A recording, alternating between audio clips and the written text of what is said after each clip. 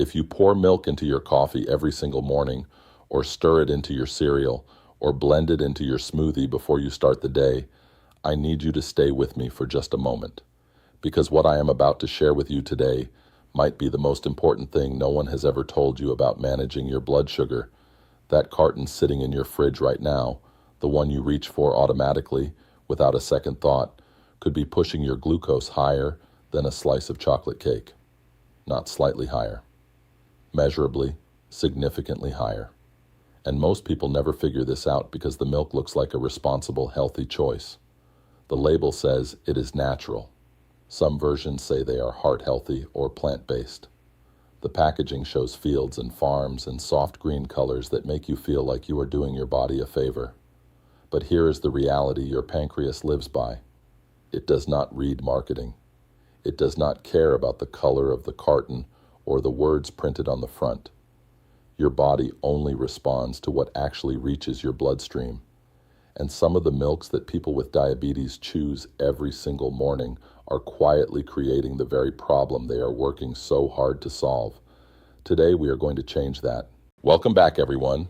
I am Dr. David Aid, and if you are here, chances are you care deeply about your health or the health of someone you love.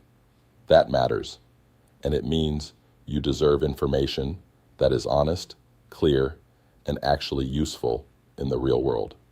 Today's topic is one I come back to again and again because the confusion around it is enormous, and the consequences of that confusion show up in people's daily lives in very real ways.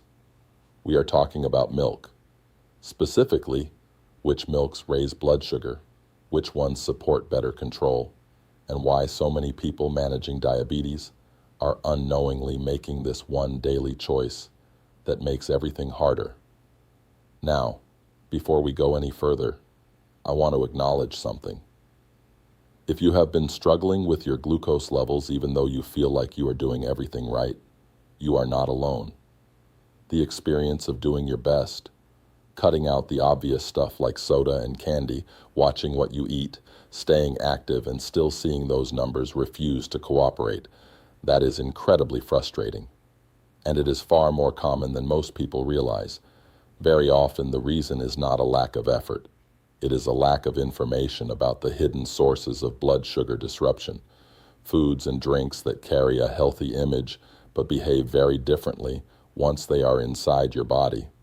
Milk is one of the most powerful examples of this pattern, and by the end of this video, you are going to understand exactly what to look for, what to avoid, and what to choose instead so that your mornings actually support the metabolic stability your body is trying to find. Let's get into it. Before we name specific milks, I want to make sure you understand why this one daily choice has such an outsized impact on your overall blood sugar picture. Think about the timing. Breakfast is the first metabolic event of your day. Whatever you consume in that first hour sets the tone for your glucose, your energy, your hunger levels, and your insulin sensitivity for everything that follows. Research in metabolic health has consistently shown that blood sugar spikes in the morning tend to create a cascade effect throughout the rest of the day. You spike early, your insulin works hard to bring it back down, and then often overshoots slightly. That triggers hunger. You eat again, the cycle repeats. And by midday or early afternoon, you are already running on a depleted, reactive metabolic system rather than a calm, steady one. So what you pour into your coffee or add to your cereal at 7 in the morning is not a trivial decision. It is actually one of the highest leverage choices in your entire day. Now, the core issue we need to understand here is not really about sweetness. Everyone knows sugar is a problem. The real issue is speed.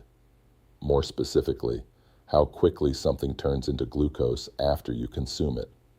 Some foods and drinks that do not even taste particularly sweet can spike your blood sugar very fast because of how rapidly they break down during digestion. Others that are technically higher in calories barely move the needle because they break down slowly and release their energy gradually. In the science of nutrition, we measure this using something called the glycemic index, or GI. A high glycemic index means a food causes a fast, sharp rise in blood sugar. A low glycemic index means it causes a slower, more gradual rise that is much easier for your body to manage.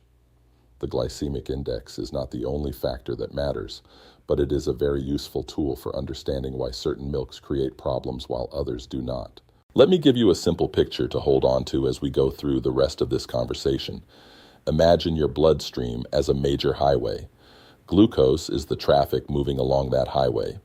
Insulin is the traffic management system, working constantly to keep everything moving smoothly and prevent backups. Now imagine someone suddenly opens a massive floodgate and releases thousands of vehicles onto that highway all at once. The system immediately gets overwhelmed. Traffic jams form. The whole network slows down and starts to break down. That is what a high glycemic milk does every time you drink it.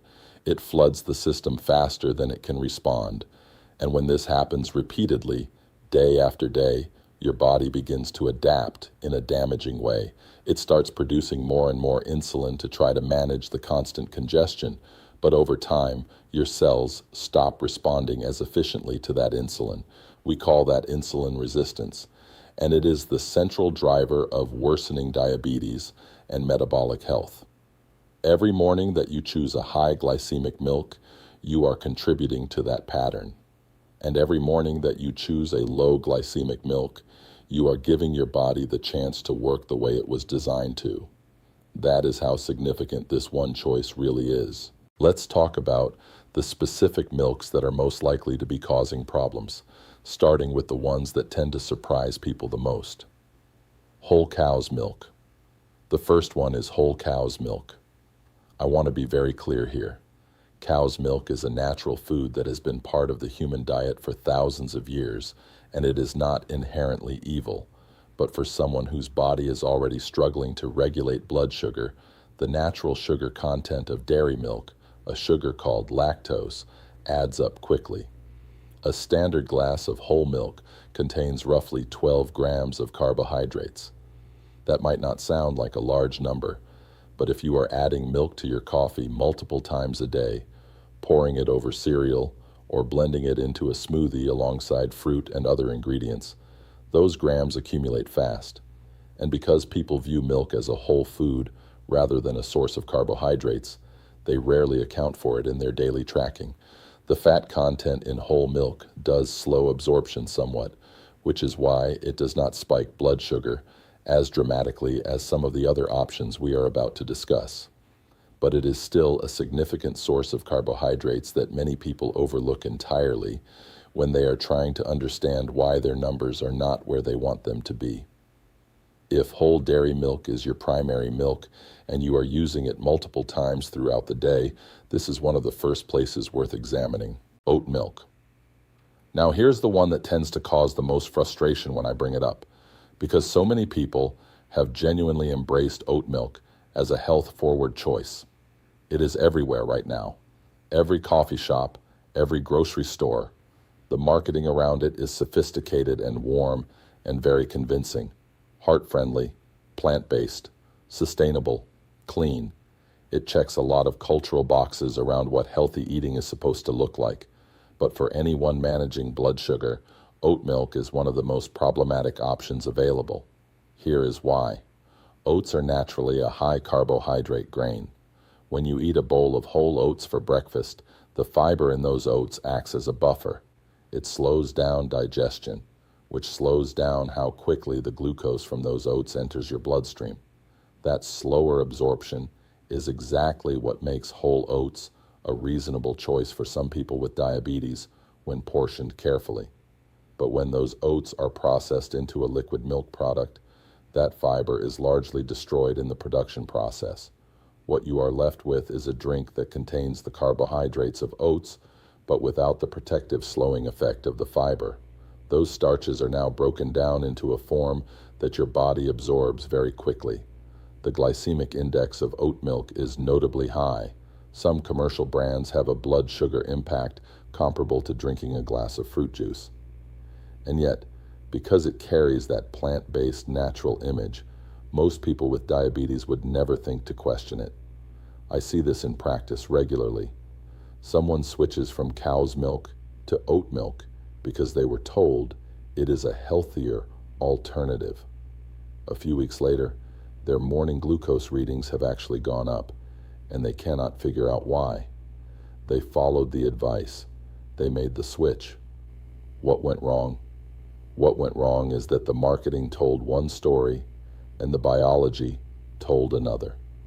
And when you are managing a metabolic condition, biology is the only story that matters. Rice milk. Next on the list is rice milk, and this one is fairly straightforward once you understand what it is. Rice milk is essentially processed white rice blended with water. If you already know that white rice is something you need to be careful with because of its high glycemic index, you can probably predict what happens when that white rice is turned into a liquid. The glycemic index of rice milk is among the highest of all the milk alternatives. It contains very little protein and minimal fat, which means there is nothing present to slow down the absorption of those carbohydrates. They enter your bloodstream rapidly and directly. I understand that rice milk sometimes feels like the only option for people who are managing multiple food allergies. If you cannot have dairy, soy, or tree nuts, the choices start to feel limited, and rice milk ends up as the default simply because nothing else seems safe. But from a blood sugar perspective, it is one of the most disruptive choices you can make in the morning. There are better alternatives for people with complex dietary restrictions, and we will cover one of them shortly: sweetened plant-based milks. This last category might be the most deceptive of all because it is not one single product. It is an entire range of milks that have a healthy presentation on the outside, but carry hidden sugar on the inside. Sweetened almond milk, sweetened soy milk, vanilla-flavored oat milk, honey-infused coconut milk beverages. These products line the shelves in packaging designed to communicate wellness.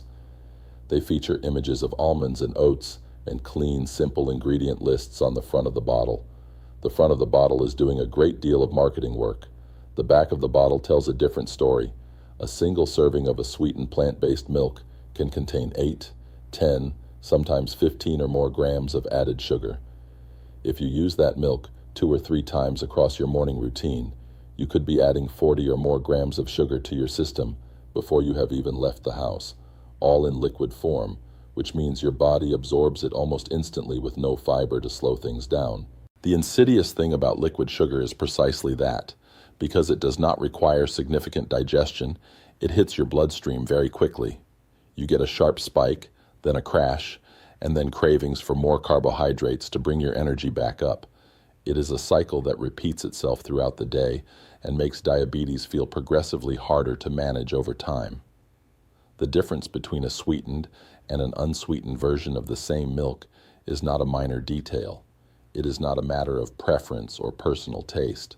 For someone managing blood sugar, it is a genuinely significant clinical distinction. If there is one immediate action you take after watching this video, let it be this: turn the bottle around before you buy it. If you see more than 1 or 2 grams of added sugar listed in the nutrition facts, put it back and find the unsweetened version. In most stores, it is right there on the same shelf. That one change alone, moving from sweetened to unsweetened, has changed morning glucose readings for many people within just a few days. It sounds almost too simple to be this impactful, but that is the nature of a daily repeated habit. Small, consistent inputs create large, measurable outcomes over time. We have spent significant time on the problem. Now let us give that same attention to the solutions, because this is the part of the conversation I find genuinely exciting. These are not just milks that are less harmful. These are choices that actively support your body's ability to regulate glucose and feel stable throughout the day. Unsweetened almond milk. Let's start with one of the most accessible options available. Unsweetened almond milk is widely available in virtually every grocery store, and when you compare its nutritional profile to most other milks, the difference is striking. A cup of unsweetened almond milk typically contains only 1 to 2 grams of total carbohydrates. Compare that to the 12 grams in a standard cup of cow's milk, or the significantly higher amounts found in oat milk, and you begin to understand why this matters so much for glucose management. With that minimal carbohydrate load, unsweetened almond milk has virtually no ability to spike your blood sugar. It enters your system quietly. Your insulin does not get called upon to mount a major response. Your internal highway stays clear, and over time, the accumulated benefit of those daily non-spikes adds up to meaningfully better average glucose readings and a more stable, energized morning. I have seen patients who made no other changes to their diet, kept everything else exactly the same, and simply switched their morning milk to unsweetened almond milk. Within 2 weeks, their fasting blood sugar readings improved noticeably, not dramatically in every case, but consistently and measurably. Now, 2 things to remember. The word unsweetened is not optional. The sweetened version of almond milk will behave completely differently in your body. Read the label every single time until finding the unsweetened version becomes automatic. And second, almond milk is relatively low in protein, which means it is best used alongside a breakfast that provides adequate protein from other sources. This will help you feel satisfied and prevent the hunger that leads to mid-morning snacking. Unsweetened coconut milk. The next option I want to highlight is one that often gets misunderstood because of the confusion between different coconut milk products. I am not referring to the thick, rich canned coconut cream used in cooking. I am talking about the refrigerated coconut milk beverage found in the dairy alternative section of the grocery store. These are 2 very different products with very different nutritional profiles. Unsweetened refrigerated coconut milk is low in carbohydrates and has a naturally creamy texture that many people find more satisfying than almond milk, particularly in coffee or smoothies. That creaminess comes from a type of healthy fat called medium-chain triglycerides, or MCTs, which are metabolized differently than most dietary fats. Some research suggests MCTs may offer specific metabolic benefits, though I want to be careful not to overstate the evidence here. What I can say confidently is that this is a blood sugar-friendly choice that does not create the glucose disruption that the high glycemic milks do. For patients who have tried almond milk and found it too thin or too mild in flavor, coconut milk is often the option that makes this switch feel sustainable and enjoyable. And sustainability matters enormously in health behavior change. The best dietary choice is not the one that looks best on paper. It is the one you will actually use every day. Now we have arrived at the option that, when I look at the complete metabolic picture, consistently stands above the others. And I want to explain the reasoning fully, because this is not a simple one-factor decision. This is about looking at blood sugar impact, protein content, satiety, and long-term metabolic support all together. The milk that checks all of those boxes most effectively is unsweetened soy milk. I know there is a lot of noise around soy. There are articles online that create concerns, and I understand why some people have hesitations. We are going to address those. But first, let me walk you through why the evidence points so clearly in this direction for people managing diabetes. Unsweetened soy milk is naturally high in protein, providing approximately 7 to 8 grams per cup. That is comparable to traditional cow's milk, but without the lactose that comes with it. And that protein content is the central reason why soy milk performs so well for blood sugar control. Here is how that works. Think back to our highway analogy. If glucose is the traffic entering the system, protein acts as a natural governor on the flow. When you consume protein alongside carbohydrates, the protein slows down the rate at which those carbohydrates are absorbed. Instead of a rush of traffic flooding in all at once, you get a gradual, manageable stream that your insulin can handle with ease. The result is a flatter, more controlled glucose curve after your meal, fewer spikes, less reactive insulin, a calmer, more stable metabolic environment throughout the morning. The protein in soy milk also has a direct impact on satiety, meaning how long you feel full and satisfied after eating. One of the patterns that makes diabetes management so exhausting is the hunger and spike cycle. You consume something high in fast carbohydrates. Your blood sugar rises sharply. Your insulin brings it back down rapidly, sometimes too rapidly, and then suddenly you are hungry again, even though you just ate. That cycle drives frequent snacking, which creates more spikes, which deepens insulin resistance over time. Unsweetened soy milk disrupts that cycle. The protein keeps you genuinely satiated until your next meal, which reduces the cravings that lead to glucose-disrupting snacks in between. Now, a word on the concerns about soy. Some people have read or heard that soy contains compounds called phytoestrogens and have concerns about hormonal effects.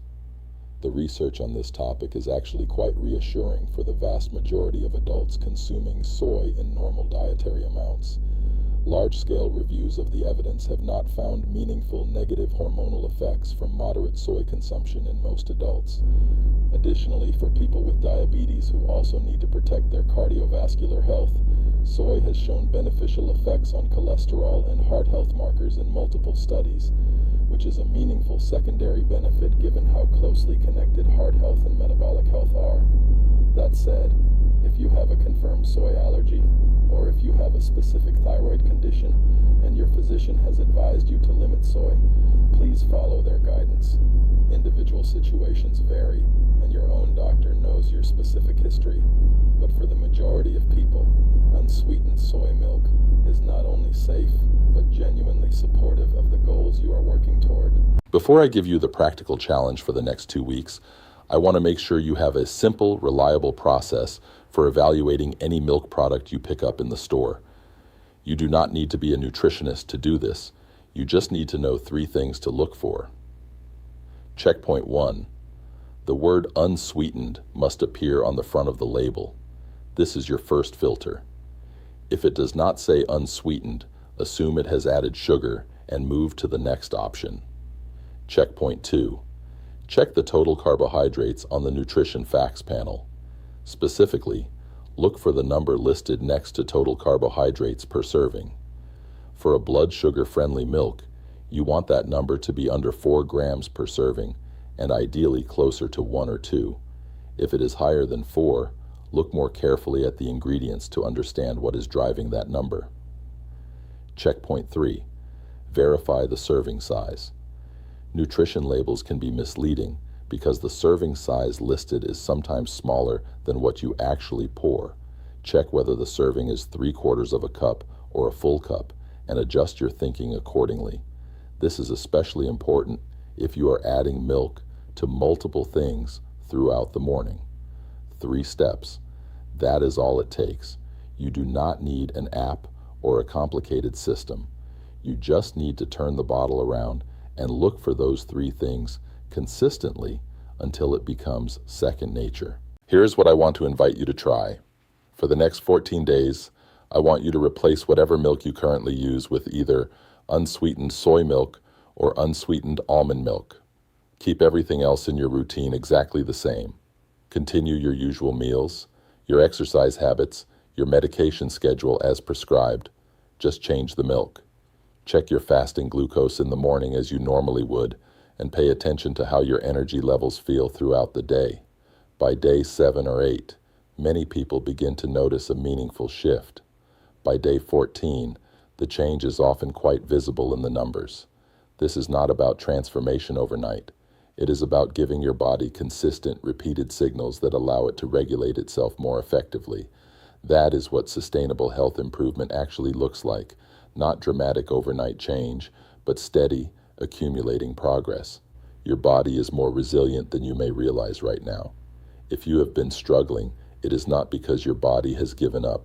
It is more likely that your body has been working incredibly hard against a daily input that was making its job unnecessarily difficult. Remove that input, and you often see the system start to recover. I want to hear from you today. Drop a comment below and tell me which milk you have been using and whether any of what we covered today connected with something you have noticed in your own experience. Have you seen a spike after oat milk? Did you discover your almond milk had added sugar? Your story has real value here because someone watching this right now might see your comment and finally understand why they have been struggling. If you are ready to take the 14-day challenge, type "I'm in the comments. Let's do this together as a community. You already have what it takes to feel better. You have the knowledge now. And knowledge, when it is applied consistently, is genuinely transformative. Thank you so much for spending this time with me today. Please share this video with someone who pours milk into their coffee every morning and does not realize what we discussed today. Subscribe if you want to keep receiving honest, practical health education that respects your intelligence and your time. And I will see you in the next one. Take care of yourselves.